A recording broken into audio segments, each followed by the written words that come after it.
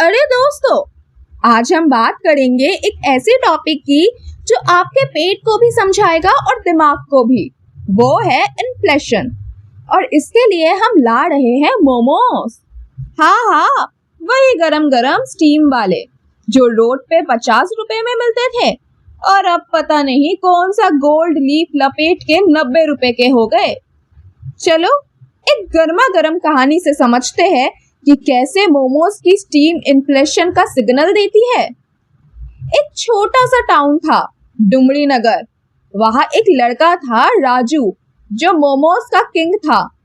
हर शाम उसके स्टॉल पे लाइन लगती थी। पहले एक प्लेट मोमोज मिलती थी 50 रुपए में, चटनी अनलिमिटेड और स्टीम तो फ्री का बोनस था।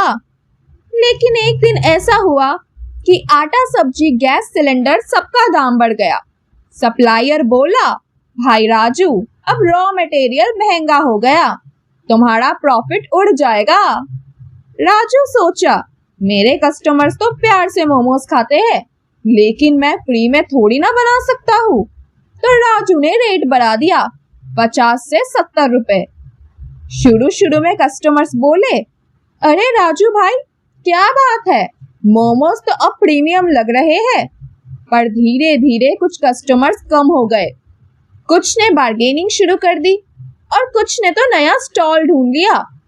यही है इन्फ्लेशन का सिंपल फॉर्मूला। जब रॉ मटेरियल का कॉस्ट बढ़ता है, प्रोड्यूसर्स अपने प्राइसेस बढ़ाते हैं, और जब प्राइसेस बढ़ते हैं तो कंज्यूमर्स का डिमांड थोड़ा गिरता है। इकोनॉमिक्स में इसको कॉस्ट पुश इन्फ्लेशन कहते हैं। जब चीज बनाने का खर्चा बढ़ता है तो प्राइस भी बढ़ जाता है। और एक दूसरा सीन भी होता है, डिमांड पुल इन्फ्लेशन।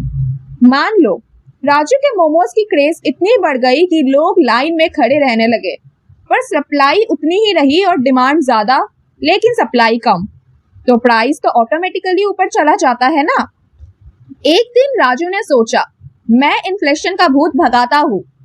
उसने एक पोस्टर लगाया और उसमें लिखा था, मोमोज की प्राइस अब फिक्स, सिर्फ 50 रुपए।